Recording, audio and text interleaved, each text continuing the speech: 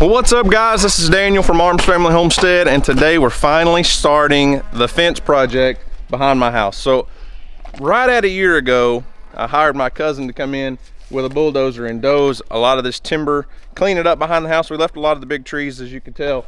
You'll see there's still a lot of trees back there, but I wanted to fence in that area for livestock. Kind of planning on having it done already, and that's why the mini Herefords are locked up behind the barn down here in the small pasture. But that's going to add 4 or 5 acres of pasture land right behind the house. The fence is literally going to be 50 or 75 feet behind my house, so it'll be really nice, and can sit back there on the patio and watch the animals. But today we're going to be driving all the corner posts and T-posts. Now, I actually hired a couple young guys to help me with this job, and I've preached side hustles on my channel forever. Everyone needs a side hustle because you just never know what might come of it. Well, these two guys, they may be bringing them 1 or 2 more guys. I'm not sure who all's coming, but the guy that I hired is he's in his early 20s, and this is his side hustle. He builds fence in the evenings and on the weekends and stuff. So they're going to come in and help me, because building fence is tough. It's a lot of work, and it's not really a one-person job. And today is actually the day that Dusty at Cross Timbers Bison's wanting to work all of his bison. So it's kind of, I'm gonna have to bounce back and forth and do 2 different things today, because I really want to help the guys here, but I need to be over there helping Dusty. So to make the job faster, instead of digging all of our holes for the corner posts and everything, we're just gonna drive them, which is exactly what I did when I built all the fence down here a couple years ago. The last time we used a big, huge post driver. This is actually a little smaller one. It's called it's a Dan User T3 driver, and this will drive up to a 3-inch pipe all the way down to T-post. So we don't have a ton of rocks and stuff. It'll be fairly easy driving. Most of our corner posts aren't that difficult, but this T3 post driver would actually work on the front end of a tractor just fine. I needed the skid steer for a couple other projects. Mainly that's all that stuff down there that you guys saw before. So I had a few other things I want to do. That's just, a skid steer is so much more maneuverable and has so much more power. And the guys that I hired to build fence love doing all the corner posts with the skid steer, so that's what we did. All right.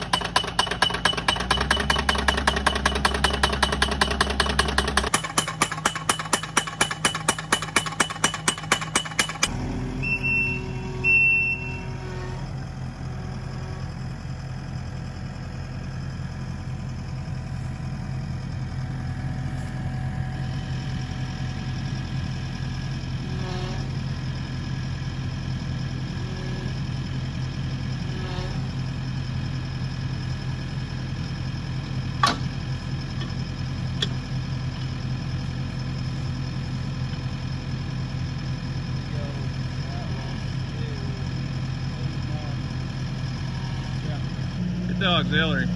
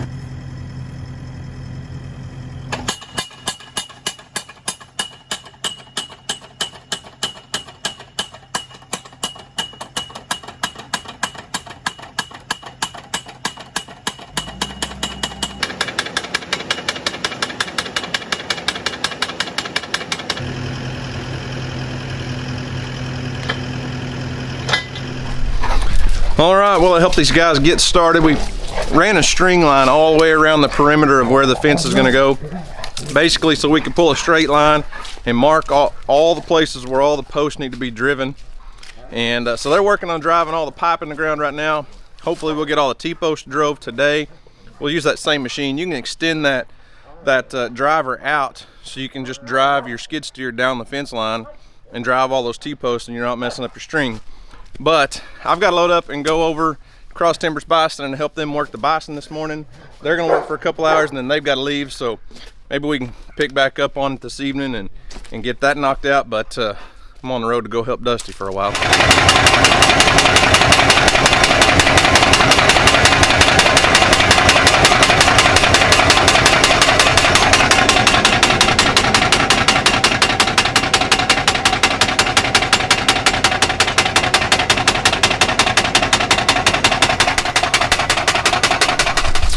Well, it's been like a week since the last clip happened.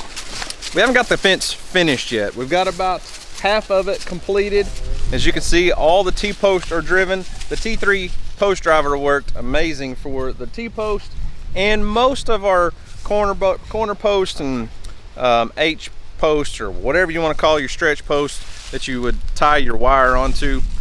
Out of 20, I'm gonna guess here, I think 28 posts, actual 2 7/8 inch pipe that we had to drive in the ground, all but 4 drove perfectly.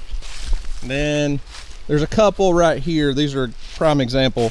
This is a down brace. They'll actually only be about this tall. Once we're done, we'll have that angle come down from that pipe to this one. This one's only in the ground, I don't know, 6 inches or so. That one's not in the ground hardly at all. That one did drive just fine. A couple over there, the first one didn't. So there are a few pipe that we're gonna have to come back and actually dig a hole and set them in concrete. That's kind of what we were trying to avoid. Driving them all is much faster. That skid steer and that post driver work really, really well. Probably not as well as the big, huge Dan user that has a big, like 500-pound weight that drops on those pipe. Obviously it'll drive a pipe a lot farther in the ground. The big one would have been way overkill for the T-posts. These guys came out here with that skid steer and put in all of these T-posts in a couple hours, actually while my family and I were at church. So I didn't get any of that on video, but they said it did work really, really well for T-posts, because you can extend that driver out from the side of the skid steer and drive down your fence line. One person stands up the T-post and the other person drives them. So let's walk down here and take a look at part of the fence that's already completed. So just for reference, this is an existing portion of the fence. This is the goat pen, the backside of my goat pen right here. And this gate will actually eventually open up into this pasture. Still got a brush pile to burn, but basically what we're doing is we're taking the goat pen that is kind of down from the barn. So basically I'm behind the greenhouse, there's the barn.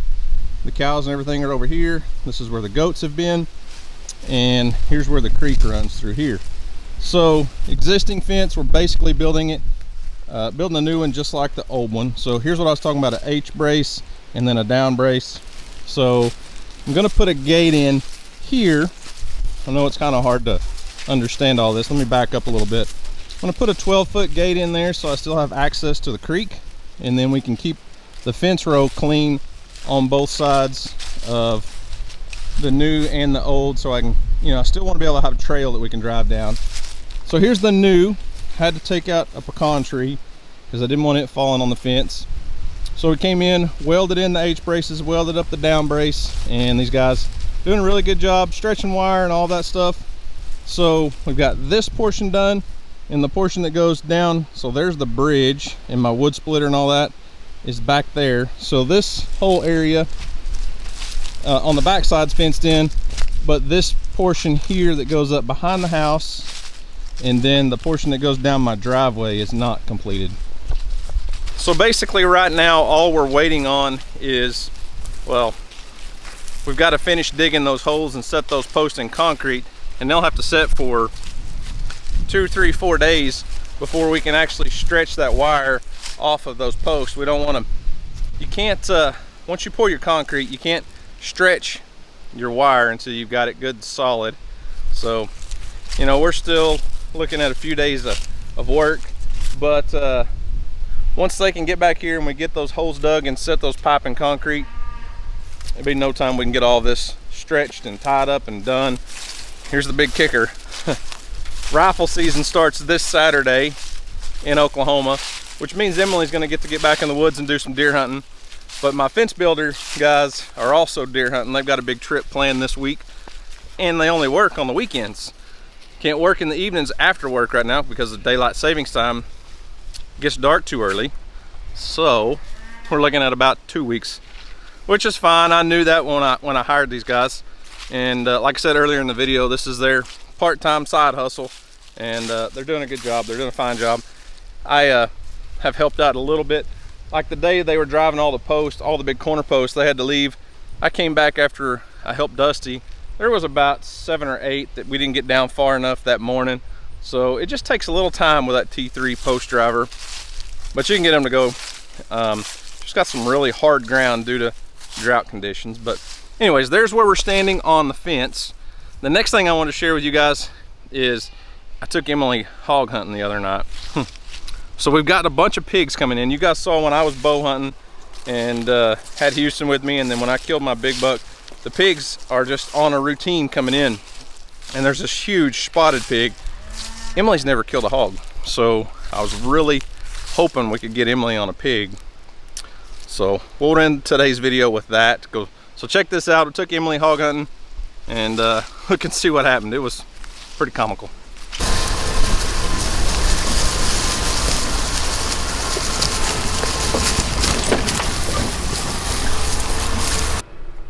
Pig killer. Never killed a pig before, have you? Nope. If you guys have seen our last couple hunting videos, the pigs are about to carry us off. But there's an old sow and 2 babies that are coming in here where we deer hunt pretty much every evening. And then there's a monster boar hog. He's like a big spotted pig, and thing's probably 300 plus, maybe 350. And Emily has never killed a wild hog. Somehow, out of all the hunting. Because every time she goes and sits in the woods, a big giant buck walks out. So it is it's only archery season for deer right now. It's not gun season. I didn't even bring my bow. Probably gonna regret it. Probably have a giant walk out. But Emily needs to kill some of these pigs because rifle season starts this coming weekend. So we'll be back out here hopefully to get her a buck with her rifle. And I really wanted Mom to come shoot a pig this evening, but she had too many picture sessions. She's got to work. Mom's got to work, taking pictures at the house. So Emily and I are gonna sneak in here. It's about, I don't know, about 4 o'clock or so. We're kind of late getting in. Had a bunch of hay delivered earlier, and we're gonna go see if we can get a pig on the ground. Must be blue camo day. Yeah. Pigs don't need fancy camo clothes, do they?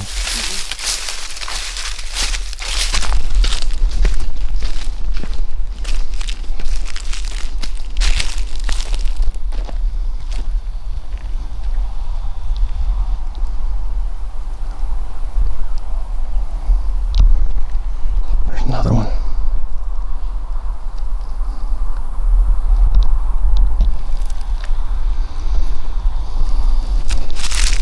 Deer already here. Oh. What are you doing here? You're not supposed to be hunting with us. Well, we're starting off in typical Arms Family Homestead fashion. The dog followed us over here. And it wasn't Gemma this time. It wasn't Gemma this time. Earl followed us, and we spooked off an 11 point. Yes. Yeah, I showed them. They saw it. He was an 11 point. He had one on this side and one on this side. Like, said 11 when he was looking at me.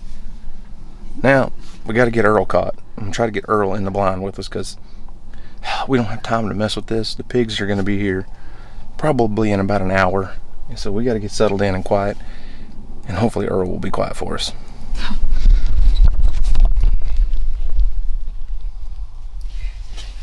Okay.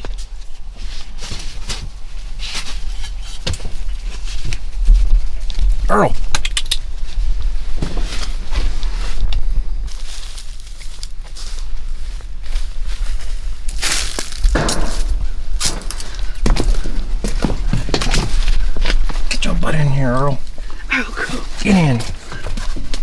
You're hunting with us now.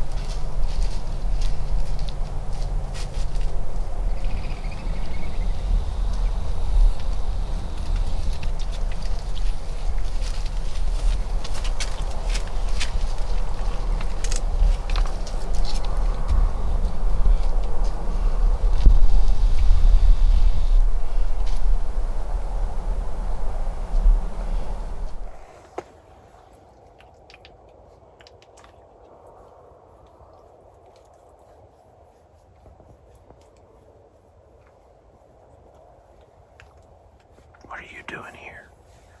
You're not supposed to be out here. So unfortunately, Emily was not able to harvest a pig that night. I mean, I had a game camera set out. The pigs had been in that spot like 5 or 6 evenings in a row. They didn't come out that evening. Yes, the dogs were there. The dogs didn't run the hogs off, obviously, because the deer were there all evening. Gemma tracked us down. Earl followed us as soon as we left, I guess. But Houston and Mom were here at the house, and they let Gemma out by accident like an hour and a half, 2 hours later, and she came and found us. But no pigs came out in the daylight. Actually, they did come out on game camera about 45 minutes after dark, so they're still here. Rifle season starts Saturday, like I said. More than likely somebody's gonna shoot some pigs, and Emily's gonna kill her a big buck, hopefully. So guys, that's all I've got for today. Thanks for watching. I hope you enjoyed it. Y'all have a great day, and as always, we'll see you on the next video.